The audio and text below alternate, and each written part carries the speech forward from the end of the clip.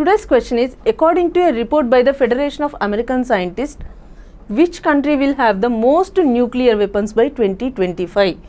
Federation of American scientist నివేదిక ప్రకారం 2025 నాటికి అత్యధిక అణ్వాయుధాలు కలిగి ఉన్న దేశం ఏది?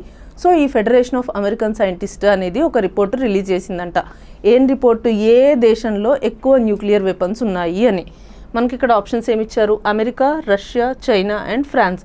మనకి ఇక్కడ కరెక్ట్ ఆప్షన్ వచ్చేసి రష్యా. సో రష్యాలో 4309 న్యూక్లియర్ వెపన్స్ ఉన్నాయన్నమాట. అండ్ రష్యా తర్వాత నెక్స్ట్ కంట్రీ ఏది అంటే అమెరికా. అమెరికాలో 3700 న్యూక్లియర్ వెపన్స్ ఉన్నాయి.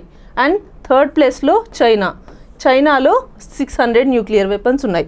ఫోర్త్ ప్లేస్ ఫ్రాన్స్లో 290 న్యూక్లియర్ వెపన్స్ ఉన్నాయి. మరి ఇండియాలో ఎన్ని ఉన్నాయి అంటే ఇండియాలో వచ్చేసి 180 న్యూక్లియర్ వెపన్స్ ఉన్నాయి. అండ్ లీస్ట్ వచ్చేసి నార్త్ కొరియాలో 60 న్యూక్లియర్ వెపన్స్ మాత్రమే ఉన్నాయి.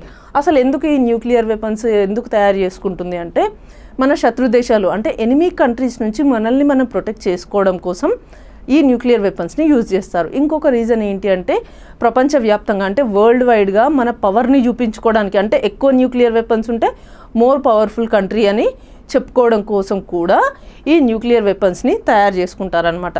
సో ఆ రిపోర్ట్ ప్రకారం రష్యా టాప్ ప్లేస్లో ఉంది. ఎన్ని ఉన్నాయి వాళ్ళ దగ్గర అంటే 4309 న్యూక్లియర్ వెపన్స్ ఉన్నాయి రష్యా దగ్గర.